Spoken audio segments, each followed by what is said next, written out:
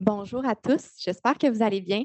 C'est un plaisir vraiment d'être ici aujourd'hui puis de voir la réponse là, qui vraiment vous avez répondu à l'appel là, tant en ligne qu'en présentiel. Ça me fait vraiment plaisir de partager sur un sujet qui me passionne en fait depuis plusieurs années et qui est au centre de mes recherches, c'est-à-dire la blockchain et les actifs numériques. Donc, comme le disait Mme Bouchard, j'ai fait ma maîtrise en droit des affaires à l'Université Laval, à l'occasion de laquelle je me suis spécialisée dans le droit des actifs numériques, plus particulièrement en lien avec leur nature juridique. Je vous épargne la grosse théorie pour aujourd'hui, donc ça se veut vraiment une conférence qui est plutôt une entrée en la matière, très haut niveau.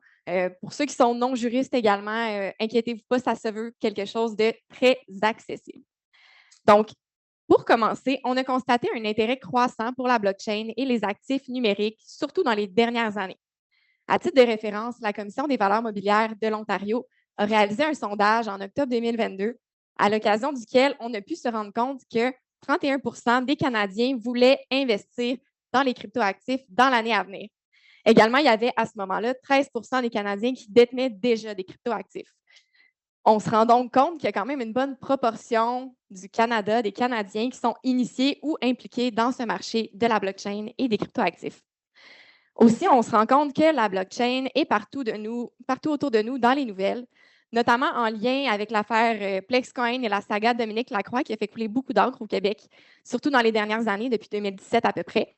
De plus, il y a les NFT qui sont au centre de l'actualité avec des capitalisations faramineuses des artistes qui changent complètement de vie.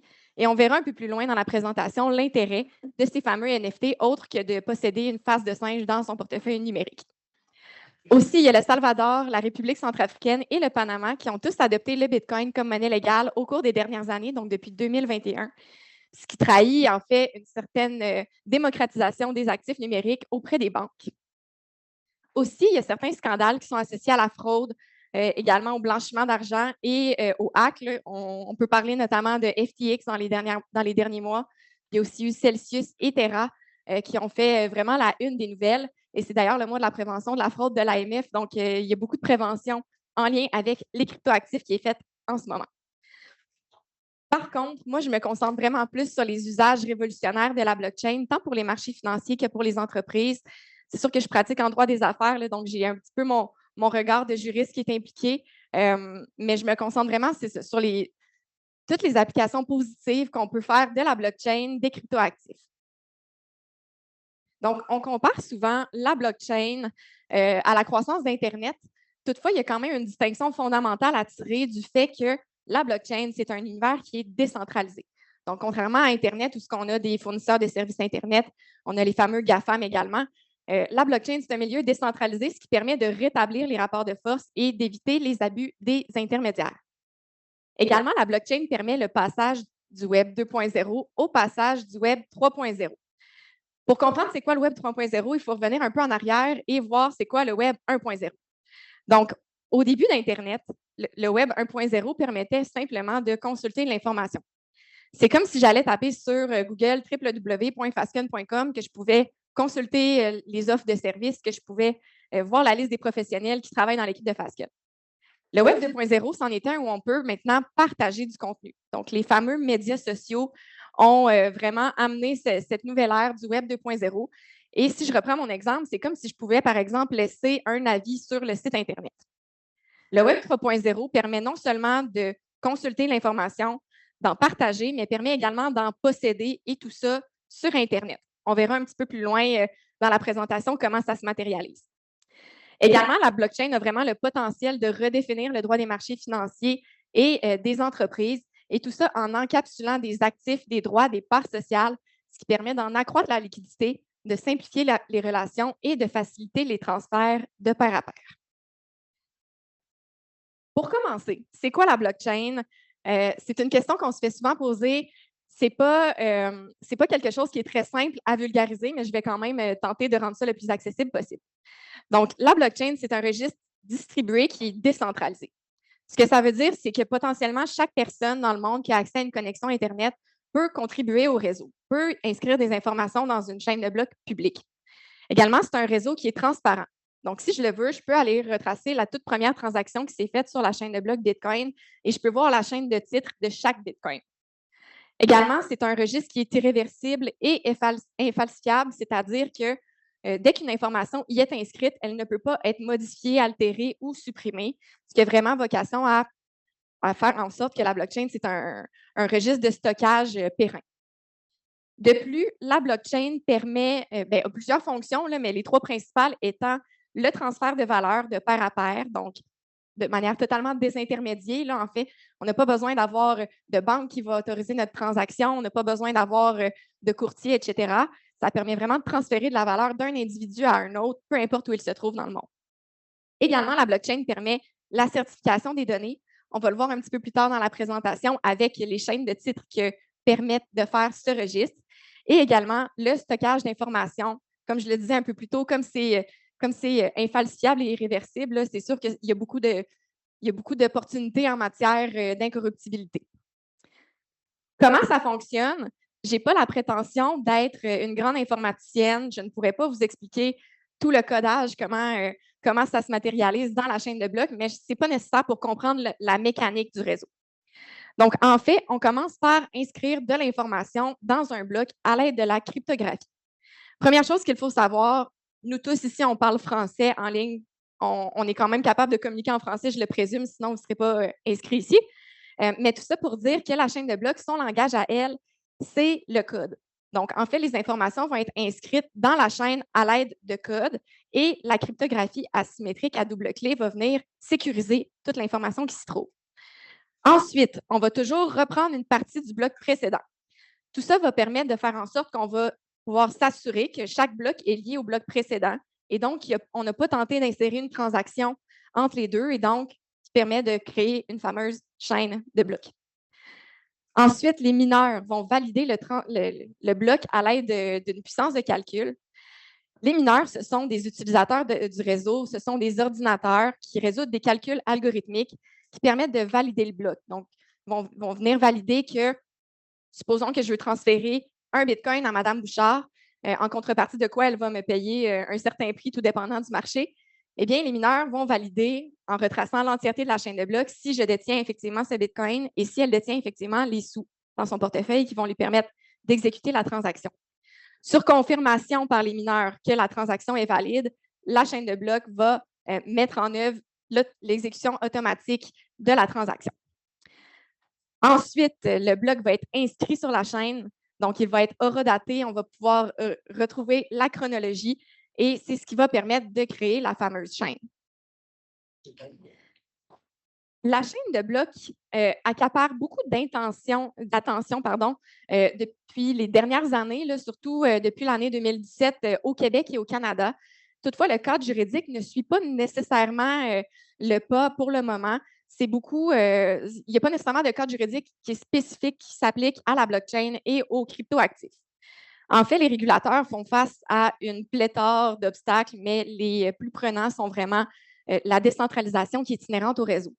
Donc, on peut s'entendre que c'est difficile d'adopter des normes quand on ne sait pas qui sont nos utilisateurs, où ils sont situés dans le monde et potentiellement si on fait face à des conflits juridictionnels. Également, les cryptoactifs, la chaîne de blocs peuvent être utilisés pour une panoplie de fonctions, peuvent revêtir des prérogatives, des droits qui sont variés au gré de l'émetteur, ce qui fait en sorte qu'on ne peut pas les classifier dans une seule et même catégorie et les encadrer tous de la même manière.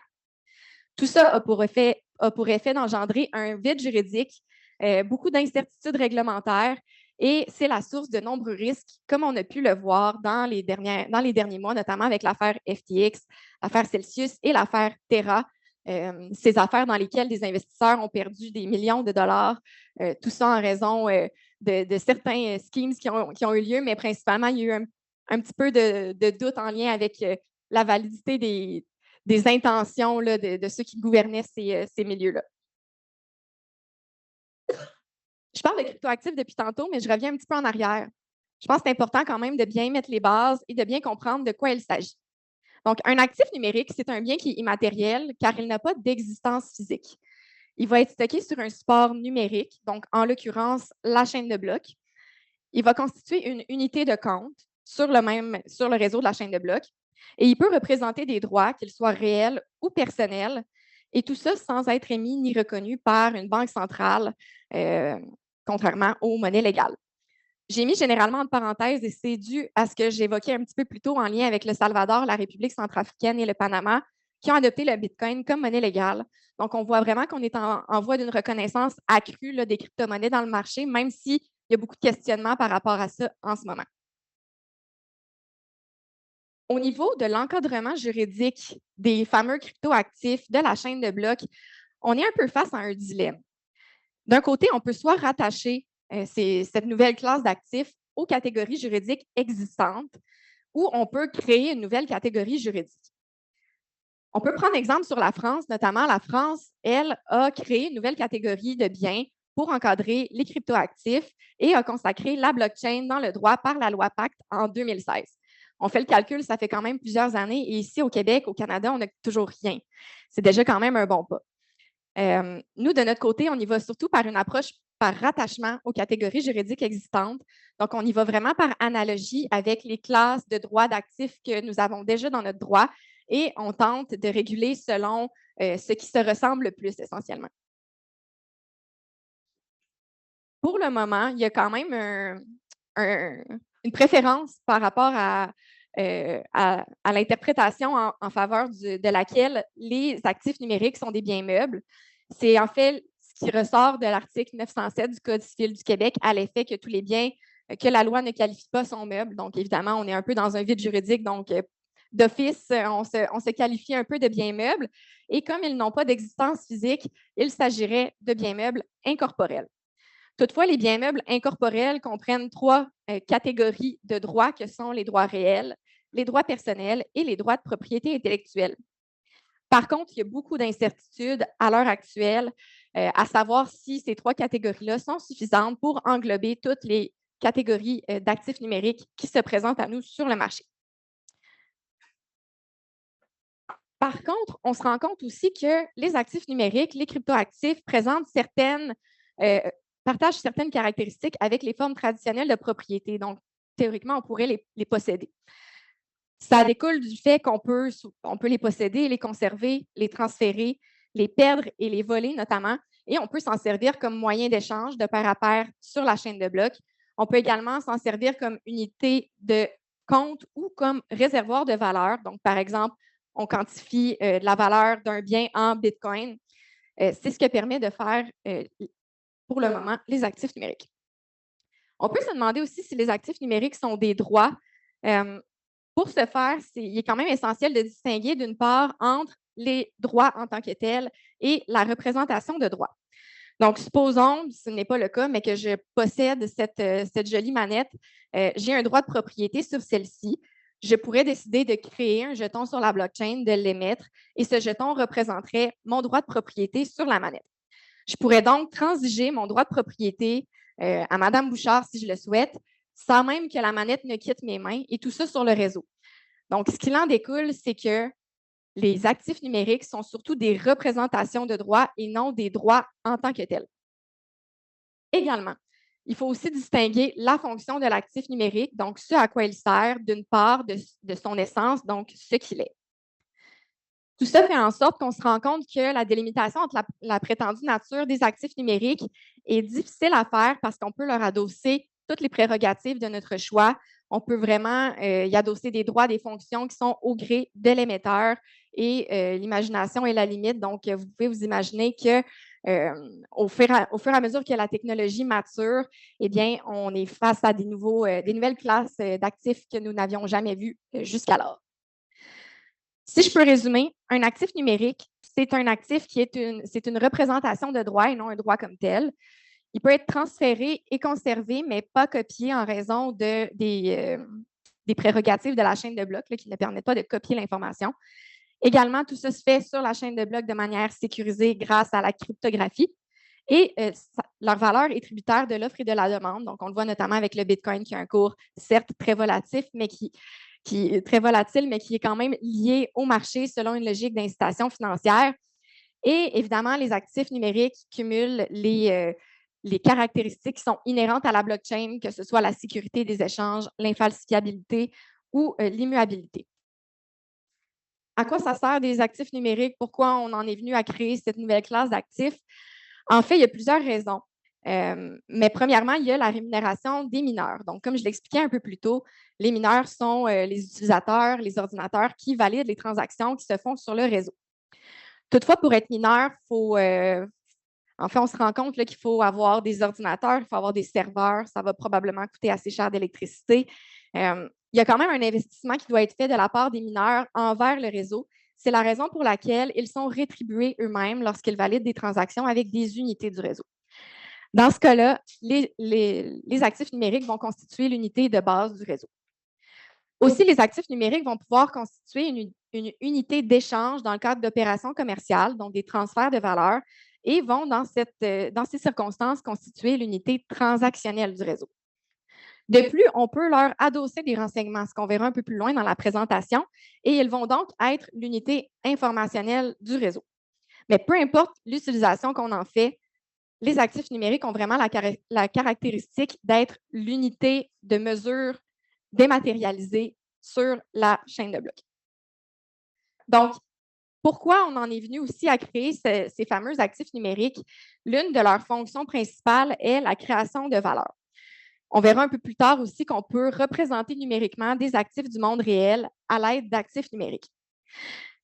La création de la valeur, d'une part, c'est une nécessité qui est issue de la décentralisation qui est inhérente au réseau. Donc, en fait, il y a une nécessité d'engendrer des flux financiers pour économiser le réseau, le rendre économique, et tout ça par l'échange de valeur. C'est comme une convergence d'intérêts privés selon une logique d'incitation financière, donc on revient encore à notre loi du marché. On est également en voie de permettre le passage de l'Internet de l'information à l'Internet de la valeur. Donc, on peut se transposer un peu au début des années 2000. Internet a permis de numériser l'information qui se trouvait jusqu'alors dans des livres, dans des recueils, dans des encyclopédies. Et on peut maintenant retrouver tout cela sur Internet. Maintenant, ce que la blockchain permet, c'est de numériser non pas de l'information simplement, mais également des actifs, de sorte qu'Internet a vocation à devenir le plus grand marché d'actifs au monde.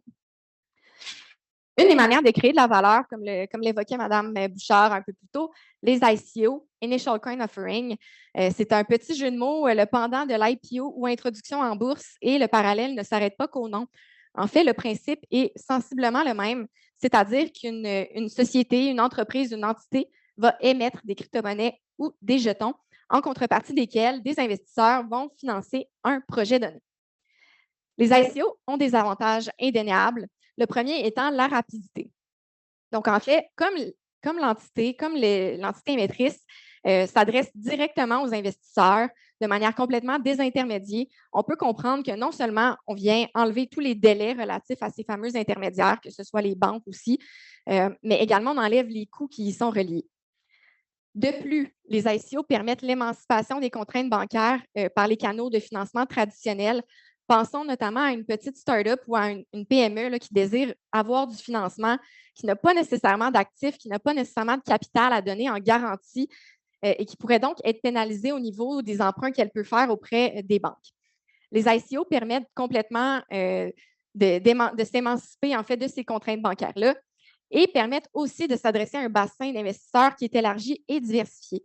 Donc, contrairement à si je désire, par exemple, faire une petite levée de fonds parmi mes amis Facebook, là, au moins, je m'adresse à potentiellement tous les gens qui ont une connexion Internet dans le monde et qui ont accès à la chaîne de blocs.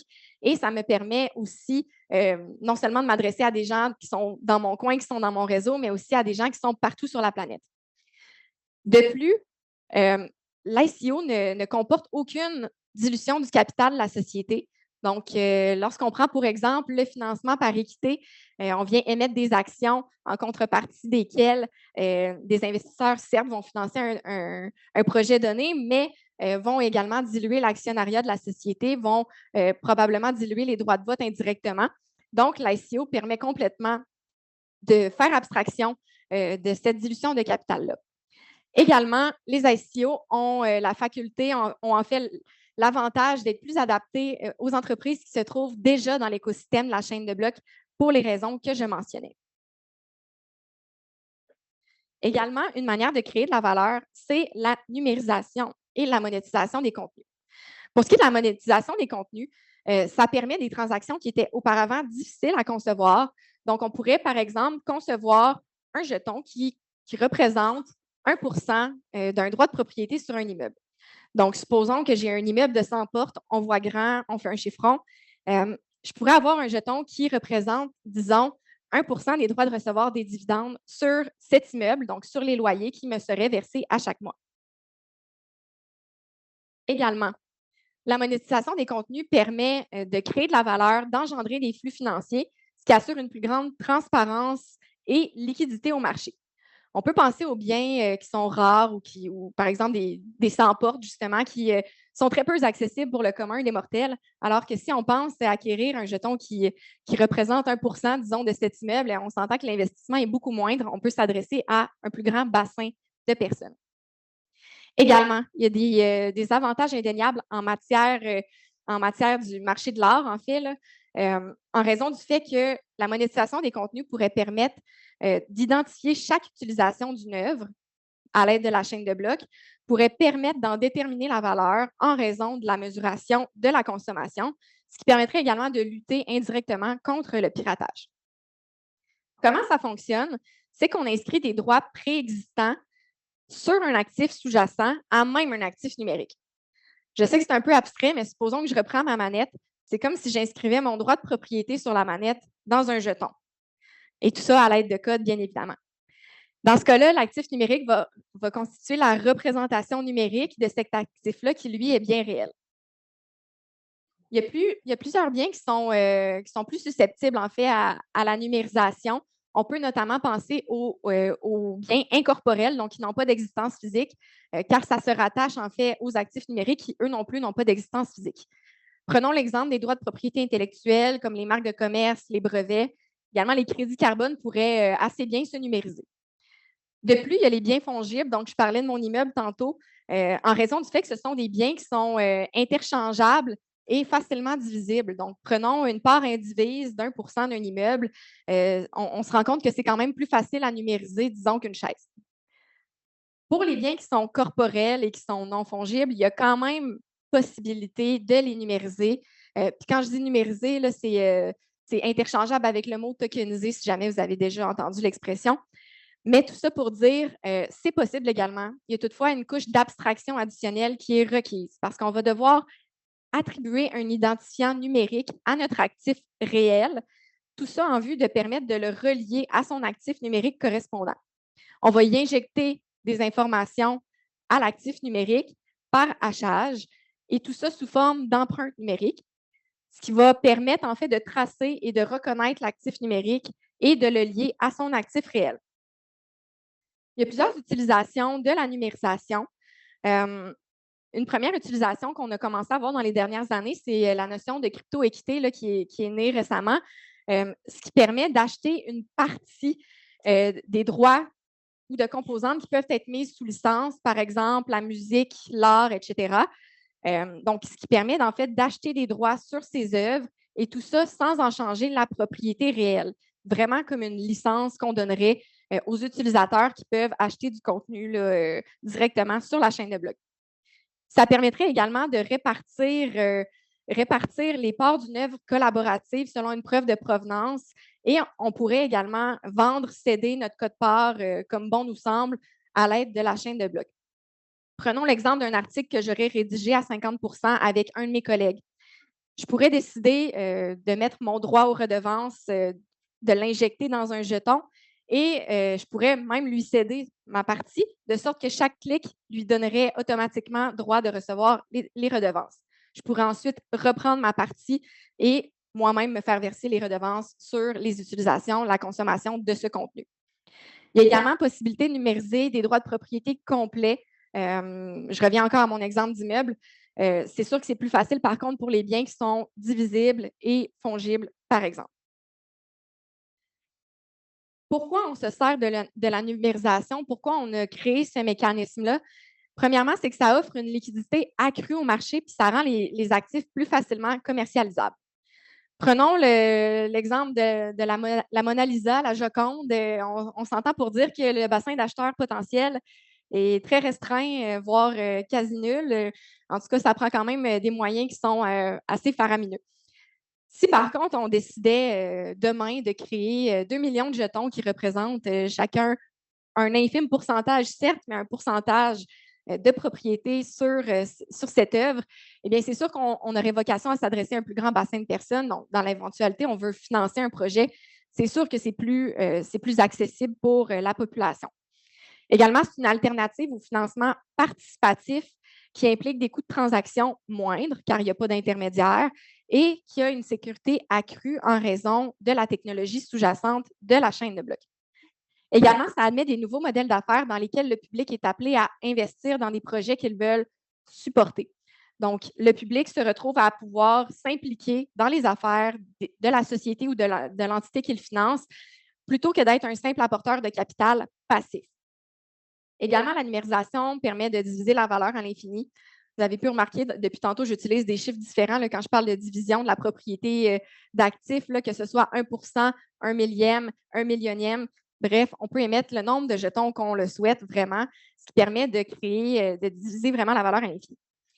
De plus, la numérisation occasionne l'ouverture de marchés et fait croître le volume global d'échanges en impliquant davantage d'investisseurs, de sorte que la liquidité de l'actif numérique est substituée à la liquidité de l'actif réel, ce qui crée de la valorisation. Également, la numérisation met en relief le potentiel de registre de certification de la chaîne de blocs qui permet de garantir les droits des propriétaires successifs. Donc, dans l'éventualité où je veux acheter une œuvre d'un artiste que j'affectionne particulièrement, bien, je veux évidemment m'assurer que c'est une vraie œuvre, que ce n'est pas une copie, que ce n'est pas un faux. Eh bien, la chaîne de blocs va me permettre de faire la chaîne de titres au complet pour m'assurer que l'œuvre émane bien de l'artiste que j'affectionne particulièrement. Également, ça permet d'assurer la traçabilité des actifs, donc vraiment retracer la chaîne de titres, certifier la provenance, ce qui peut aussi être intéressant en matière de chaîne d'approvisionnement. Il y a des projets pilotes qui ont été lancés notamment en matière d'agriculture, de sorte que la blockchain permet véritablement de tracer la nourriture de la ferme jusqu'à l'assiette. Également au niveau pharmaceutique, pour certains produits comme des vaccins qui doivent conserver une température donnée tout le long de leur cycle de vie, eh bien, il pourrait avoir un code dans le contrat intelligent qui ferait en sorte que dès que la température baisse en deçà du seuil recommandé, il y a automatiquement une inscription qui se fait dans la chaîne de blocs et ça devient infalsifiable, incorruptible, ce qui permet d'assurer en fait la transparence du marché. Également, la numérisation constitue une solution à la méfiance dans notre société. Donc, on a tous ou presque tous été dans une situation où on était sur Facebook Marketplace, on voulait acheter quelque chose. Mettons, prenons l'exemple d'un billet de spectacle. On n'est pas trop sûr si la personne est de bonne foi, on n'est pas trop sûr si c'est un faux billet. On n'est pas trop sûr si dès qu'on envoie l'argent, la personne va nous bloquer puis changer sa photo de profil puis disparaître complètement de la map, pardonnez l'expression. Eh bien, la chaîne de blocs, la numérisation permet d'enrayer ce problème de confiance-là en rattachant l'actif numérique à l'actif réel par une empreinte numérique qui va garantir l'intégrité et qui va permettre de s'assurer que l'actif numérique est bien relié à l'actif réel. Également, il y a un certain phénomène qui s'appelle les contrats intelligents et qu'on laissera un peu de côté pour le bénéfice de la présentation d'aujourd'hui, car un peu plus abstrait et complexe, mais tout ça pour dire que les transactions s'effectuent de manière automatique sur la chaîne de blocs, ce qui permet de remédier à l'inexécution des contrats en certaines circonstances. On comprend donc que la numérisation paraît plus attrayante que le commerce en ligne traditionnel parce qu'elle vient faire échec aux difficultés qui résultent des problèmes de confiance inhérents à Internet. Passons aux NFT. Fameux NFT, mots de l'année 2021, qui ont fait bien les manchettes dans le courant des derniers mois, dernières années. Un NFT, c'est un non-fungible token ou un jeton qui est non fongible, donc qui est unique, qui va générer de la valeur en étant individualisé et non interchangeable et qui procure donc un effet de rareté. Le NFT va représenter un actif qui n'existe que dans l'univers numérique et qui va être adossé à un smart contract ou un contrat intelligent. On voit beaucoup de NFT dans le milieu de l'art, dans la musique, les items à collectionner, le gaming, également le monde du divertissement, la mode, etc. Les applications sont vraiment infinies. Quand on parle de NFT dans le milieu de l'art, on les retrouve surtout sous forme de composition de pixels, de séquences vidéo. On a même vu des tweets, on a vu de la poésie. Et ça permet vraiment d'atteindre des capitalisations qui sont faramineuses. Prenons l'exemple de la belle image que j'ai ajoutée à l'écran. C'est une œuvre qui s'est vendue pour la généreuse somme de 69,3 millions de dollars en 2021. On comprend donc pourquoi certains artistes changent complètement de vie à l'aide des NFT. Les NFT sont susceptibles de revêtir une grande utilité au-delà de simplement avoir une image dans son portefeuille numérique, notamment pour représenter des actifs, des biens qui sont uniques en raison du fait que les NFT, eux également, sont uniques. On peut prendre l'exemple notamment des noms de domaine sur la chaîne de blocs, donc les fameux blockchain domains, soit l'adresse que j'utilise, disons, pour faire des opérations, des transactions sur la chaîne de blocs. Également, les billets de spectacle. Je vais prendre l'exemple du spectacle de Morgan Wallen parce que je sais que ça s'est vraiment vendu rapidement. Là. Disons que ces billets avaient été plutôt des NFT. Donc, tout d'abord, ça permet de lutter contre la contrefaçon parce qu'on ne peut pas copier de billets. Également, on pourrait coder dans le contrat intelligent que chaque revente successive de ce billet va occasionner le versement de redevances à l'artiste, ce qui n'est pas le cas en ce moment. Donc, dès qu'il y a des reventes, disons, il y a certaines personnes qui achètent des billets en masse et qui finalement, ils les revendent à prix plus élevé sur le marché secondaire et l'artiste ne touche pas un sou de cela, ce qui pourrait permettre d'enrayer la chaîne de blocs. Également, les NFT pourraient permettre de représenter des biens rares, donc encore une fois des œuvres, des immeubles, etc., et des marques de commerce aussi en raison de leur unicité. Dans tous les cas, les NFT représentent une plus-value dans la mesure où ils pourraient permettre de lutter contre la contrefaçon en assurant une chaîne de titres, donc un droit de suite. On peut se demander c'est quoi l'intérêt alors qu'on a tous vu 2 diapositives avant l'œuvre qui s'est vendue pour très, très cher, disons-le comme ça. On peut tous aller sur Google, taper le nom de l'œuvre et la consulter, et ça de manière tout à fait gratuite. En fait, c'est que le secret de la valeur est vraiment dans le jeton, parce que le jeton témoigne d'une copie certifiée de l'œuvre, et les copies certifiées, il n'y en a pas beaucoup, de sorte que ça crée de la valeur. C'est vraiment comme une licence d'utilisation que le NFT confère à son propriétaire. Comme les jetons sont limités, il y a un effet de rareté qui est ainsi créé, ce qui permet de créer la valeur vraiment, d'accroître la liquidité. Passons maintenant aux jetons. Depuis le début de la présentation, je parle de crypto-monnaies, je parle de jetons. Essentiellement, ce sont 2 classes d'actifs qu'on retrouve parmi la grande famille des crypto-actifs.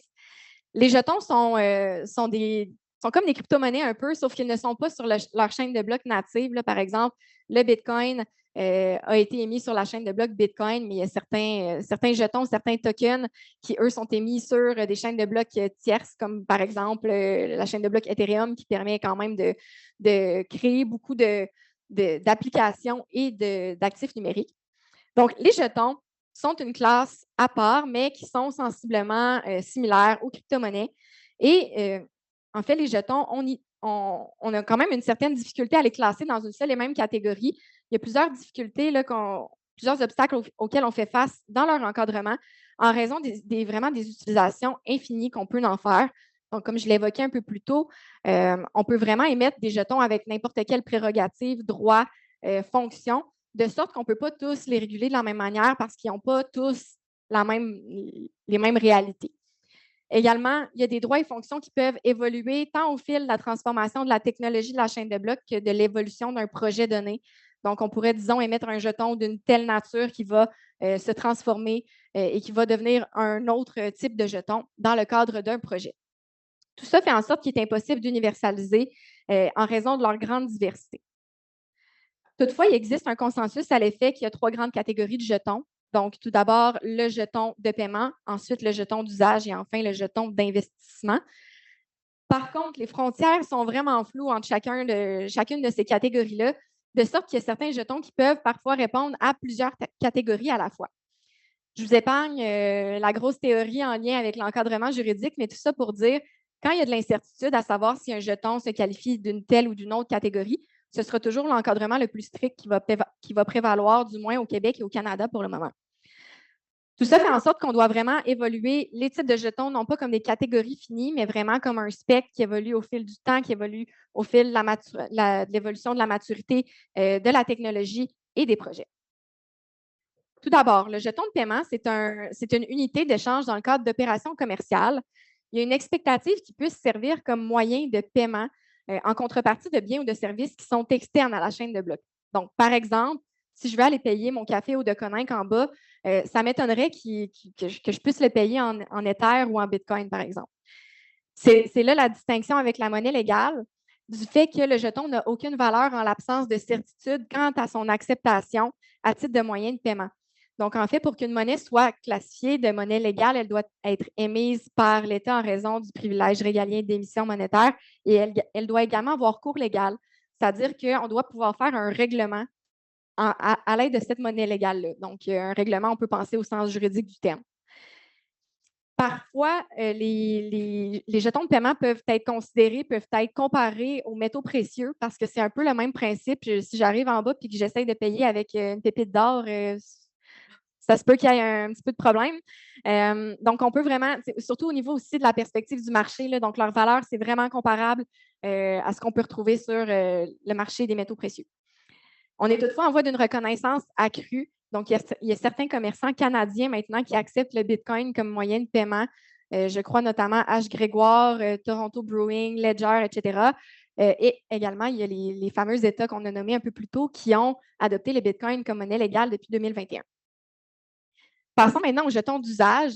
Le jeton d'usage, comme son nom le dit, permet d'utiliser un produit ou un service qui est interne à la chaîne de blocs, donc à la différence du jeton de paiement qui s'adresse plutôt à un service ou un produit qui est externe. Donc, le jeton d'usage va permettre, par exemple, de pouvoir jouer à un jeu vidéo, de pouvoir accéder à des niveaux supérieurs, d'acheter des beaux souliers pour mon avatar. Donc, vraiment, ça a une utilité, ça a un usage à même l'écosystème de la chaîne de blocs. Ça peut être soit un moyen de paiement, une unité d'échange ou encore un droit de vote pour, disons, décider de comment va aller le développement du jeu auquel je joue. Ça permet aux émetteurs de s'adresser non seulement à des investisseurs, mais également à des consommateurs, donc qui veulent consommer le produit qu'ils offrent. C'est comme une technique de marketing captif qui permet de fidéliser la clientèle. Finalement, le jeton d'investissement va représenter la propriété juridique d'actifs qui sont susceptibles de représenter un rendement. Puis là, il y a un test jurisprudentiel en 4 temps que je vais vous épargner pour les bénéfices de la présentation, car un peu théorique et un peu poussé. Mais si jamais vous avez des questions, ça vous tente d'en discuter plus amplement, ça va me faire plaisir. Je m'y suis consacrée tout particulièrement à plusieurs reprises. Mais la principale caractéristique du jeton d'investissement, c'est la perspective de plus-value, c'est le rendement qu'on veut faire avec le profit. Ce profit-là peut découler de 2 choses, donc soit des droits ou des prérogatives qui sont adossés. Donc, tantôt, je parlais, disons, de l'immeuble qu'on veut avoir des droits de percevoir les loyers, donc qui pourraient m'être reversés, mais ça peut également, d'autre part, être au niveau de la revente. Donc, j'achète tel jeton dans la perspective de le revendre à profit. Également, le jeton d'investissement représente des valeurs patrimoniales ou des créances. Donc, il peut être adossé à un sous-jacent dans le cadre de représentation numérique d'actifs, donc l'exemple de ma manette de tantôt, ou il peut également être une forme traditionnelle de titre ou de dérivé au sens du droit des valeurs mobilières, donc comme une action qu'on verrait d'une société. On peut donc avoir des droits de vote, des droits de recevoir des dividendes, etc., qui peuvent y être adossés de manière analogue. Il peut aussi être émis soit par Initial Coin Offering, ICO, ou constituer la représentation numérique d'actifs qui appartiennent au monde réel. Je ne ferai pas de cachette, le jeton d'investissement, c'est celui qui est encadré le plus sévèrement au Québec et au Canada, parce que la plupart du temps peut se qualifier de titre au sens de la loi sur les valeurs mobilières ou de contrat d'investissement, ce qui fait en sorte qu'on va appliquer la loi sur les valeurs mobilières et ses règlements connexes, ce qui comporte notamment des avantages des conséquences assez onéreuses pour les entreprises qui font face à une telle classification. Toutefois, il y a plusieurs réalités qui font obstacle à l'encadrement. Donc, tout d'abord, la grande variété d'actifs numériques auxquels on fait face, de jetons, etc. Également, leurs caractéristiques hybrides. Donc, on pourrait, disons, avoir un jeton qui se qualifie tant de jetons d'usage que de jetons d'investissement. Également, il y a les conflits juridictionnels. Donc, supposons que je suis un émetteur, mais que mes investisseurs se trouvent partout dans le monde. Eh bien, c'est un petit peu difficile d'asseoir le droit dans la mesure où on ne sait pas nécessairement à qui on s'adresse. Et il n'y a aussi pas tout le temps des exigences en matière d'identification des parties. Là. On s'entend que la blockchain, sans être totalement anonyme, est quand même pseudonyme, de sorte que c'est un anonymat qui est quasi total la plupart du temps. Également, il y a l'absence de règles financières spécifiques, notamment au Québec, au Canada. Ce sont surtout les autorités canadiennes en valeur mobilière pour le moment qui adoptent des avis que les provinces s'efforcent de mettre en application. Donc, au Québec, c'est l'AMF qui va suivre ces avis-là, qui va rendre des décisions par le biais du tribunal administratif des marchés financiers. Mais on y va un peu à tâtons pour le moment, là, donc il n'y a pas de réglementation spécifique qui a été adoptée. Également, il y a des usages économiques qui ne correspondent pas nécessairement à une qualification adéquate. Donc, comme je l'expliquais un peu plus tôt, on y va par rattachement surtout, mais des fois, il n'y a tout simplement pas de catégorie juridique existante qui répond à la nature de notre actif numérique. Donc, c'est un petit peu difficile d'entrer toutes ces catégories-là à même le droit existant. Également, il y a l'absence de certitude quant à leur nature juridique. Je m'y suis penchée dans mon essai. Finalement, on s'est rendu compte qu'il n'y a pas de réponse noir sur blanc à l'heure actuelle. C'est vraiment de l'interprétation doctrinale, jurisprudentielle, encore une fois, qui avance lentement, mais sûrement. Puis pour le moment, on se fie surtout à ce qui se fait ailleurs dans le monde pour tirer des exemples sur ça. Donc, la réponse qui est retenue à l'heure actuelle, ce sont vraiment des réponses par analogie avec le droit existant. Donc, évidemment, les actifs numériques qui vont se qualifier de jetons d'investissement vont être encadrés comme des actions des compagnies, comme ils ont les mêmes fonctions, les mêmes prérogatives, la même réalité économique. Donc, on doit vraiment regarder le cadre juridique complet, regarder les circonstances qui entourent une affaire, vraiment au cas par cas, pour évaluer à quel produit, à quelle catégorie juridique on se rapproche le plus. En l'absence de réglementation, de loi qui a été adoptée, il y a des associations commerciales qui ont pris le pas, qui ont tenté de faire certains efforts d'autorégulation en vue d'harmoniser notamment le cadre juridique ou à tout le moins d'avoir certaines mesures pour pallier les fameuses affaires qu'on avait évoquées plus tôt avec FTX notamment, qui en fait des affaires dans lesquelles les investisseurs ont perdu plusieurs millions de dollars. Ça va vraiment être la réalité économique de l'opération qui va dicter comment on va encadrer un actif numérique. Donc, on va y aller selon une logique, même risque, même fonction, même régulation, de sorte qu'on va vraiment y aller selon une approche, une approche au cas par cas, selon les circonstances d'une affaire. Et il faut refaire cette analyse-là à chaque fois que le projet donné ou que les actifs numériques changent. C'est un examen vraiment de la réalité économique qui va se rapporter à la nature des droits conférés par les actifs numériques. Et dans ce cas, la substance va prévaloir sur la forme en toutes circonstances. Donc, nonobstant le fait qu'un émetteur dise « moi, c'est un jeton d'usage », bien évidemment, il va falloir que les régulateurs se penchent sur leur effort de classification, leur analyse et vont vraiment analyser la réalité économique plutôt que de se fier sur ce qui est dit à cet égard. Il y a également la double nature du jeton qui représente un actif du monde réel. Donc, encore une fois, mon exemple de la manette. Au-delà des applications monétaires de la chaîne de blocs, là, quand on parle de crypto-monnaies, de crypto-actifs, qu'on fait du trading un peu sur la chaîne de blocs, il y a des applications au-delà de ça. Et notamment, les actifs numériques peuvent avoir pour fonction de représenter des actifs du monde réel, du monde qui nous appartient. Le réseau permet de répertorier des droits existants pour qu'ils soient conservés et transférés à même la chaîne de blocs sans nécessairement qu'il y ait de mouvement au niveau de la propriété des biens qui appartiennent au monde réel. Les droits vont souvent être liés à des actifs sous-jacents, donc des actifs du monde réel, qui sont le fondement même de la valeur des actifs numériques auxquels sont adossées les informations, notamment titre de propriété, un droit ou une preuve d'antériorité. Ce que je veux dire par là, c'est, supposons encore une fois que je reprends mon exemple de l'immeuble parce qu'il est assez parlant, c'est que la valeur de mon jeton est quand même tributaire de l'existence même de mon immeuble. Donc, si mon immeuble passe au feu, on s'entendra qu'il n'y a plus personne qui va vivre dedans. Je n'aurai donc plus de loyer à percevoir. Donc, d'où là l'importance que mon actif numérique demeure toujours lié à son actif réel.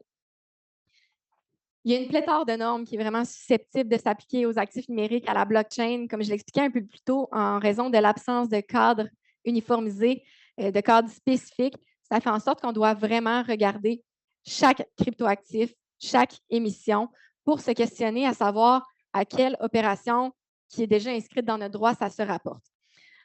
On comprend donc qu'on peut appliquer le droit des valeurs mobilières, notamment dans le cadre des jetons d'investissement. On peut aussi appliquer le droit de la propriété intellectuelle, par exemple avec les NFT, la monétisation des contenus. Aussi, le droit de la consommation dans les cas où on se retrouve avec un commerçant et un consommateur. Les normes en matière de recyclage des produits de la criminalité, donc le fameux blanchiment d'argent, qui est vraiment une préoccupation première là, en ce moment pour les autorités fédérales en matière de cryptoactifs. On peut donc se demander s'il est nécessaire, voire adéquat, voire opportun d'adopter des normes juridiques spécifiques pour encadrer la blockchain et les actifs numériques. En fait, les autorités publiques sont les premières qui auraient intérêt à s'emparer des opportunités qu'offre la chaîne de blocs, notamment au niveau du potentiel de registre de certification, au niveau du potentiel de registre de stockage. Donc, je sais qu'au niveau de l'identité numérique, la chaîne de blocs est un registre qui est quand même préconisé en raison de la pérennité de l'information qu'il procure. Toutefois, ce ne sont pas toutes les chaînes de blocs qui seraient adoptées. Et là, il faut éviter d'aller dans le blockchain washing et dire que la blockchain est bon pour tout. Donc, c'est faux de dire que chaque technologie peut être opportune dans tout. Il y a deux catégories, en fait, de chaînes de blocs. Il y a les chaînes de blocs publiques et les chaînes de blocs privées. La principale différence provient du fait que les chaînes de blocs privées ont une certaine barrière à l'entrée. Donc, ce n'est pas tout le monde qui peut y avoir accès. Donc, dans l'éventualité, on fait face à des informations qui sont plus confidentielles, qui sont plus sensibles. C'est sûr qu'on n'irait pas vers une chaîne de blocs publique comme la chaîne de blocs Bitcoin, en raison notamment de la transparence des informations qui s'y trouvent. Donc, d'une part, il y a une nécessité de préciser la nature juridique tant des cryptoactifs que de la blockchain, de ce réseau-là. Et d'autre part, on ne veut pas non plus adopter des mesures, des normes, des lois qui vont être désuètes au moment où elles vont être mises en application. Donc, on a vu dans les dernières années à quel point les usages de la blockchain, les usages des cryptoactifs ont évolué. On s'entend que le processus législatif en est un qui est quand même assez long, on va se le dire, c'est la machine administrative. Donc, on veut s'assurer que les normes qu'on va adopter vont être adéquates, vont être suffisamment larges pour englober tous les usages futurs qu'on va pouvoir faire de la blockchain et des cryptoactifs. Mais en même temps, on veut quand même avoir un code qui soit favorable à l'innovation parce qu'on ne veut pas faire fuir nos crypto-entrepreneurs canadiens et québécois. On veut qu'ils restent ici. On veut avoir un écosystème qui est favorable à l'innovation. Donc, pour résumer, la blockchain a vraiment le potentiel de révolutionner le système financier, le droit des sociétés également. Ce sont surtout les régulateurs là, qui ont tout intérêt à s'emparer des opportunités offertes par la blockchain. Quand on pense notamment à la transparence, c'est sûr qu'au niveau de l'audit, dans la mesure où on fait des états financiers sur la blockchain, c'est infalsifiable, c'est incorruptible. Évidemment que ça procure quand même certains avantages. Également, on est vers une accessibilité accrue et une démocratisation des cryptoactifs et de leur technologie sous-jacente, la blockchain. Mais tout ça passe par l'acceptation sociale, la normalisation. Et on s'entend que dernièrement, les scandales reliés en fait à la fraude ont surtout accaparé l'attention. Mais il faut toujours se rappeler que la blockchain, les cryptoactifs, ce n'est pas uniquement les crypto-monnaies, ce n'est pas uniquement Bitcoin. Le Bitcoin est uniquement une petite partie de tout ce qu'on peut accomplir à l'aide de la blockchain. Et il y a tant d'applications qui, elles, méritent d'être mises de l'avant pour venir améliorer, en fait, ce qu'on fait au niveau du droit des sociétés, au niveau des marchés financiers. Donc, comme je vous le disais au tout début, ça se veut vraiment un tour d'horizon très haut niveau. On pourrait en parler davantage, je pourrais m'évertuer sur le sujet. Si jamais vous avez des questions, n'hésitez pas à me les poser, mais également, vous pouvez communiquer avec moi aux coordonnées qui sont à l'écran. Ça va me faire plaisir d'en discuter davantage avec vous.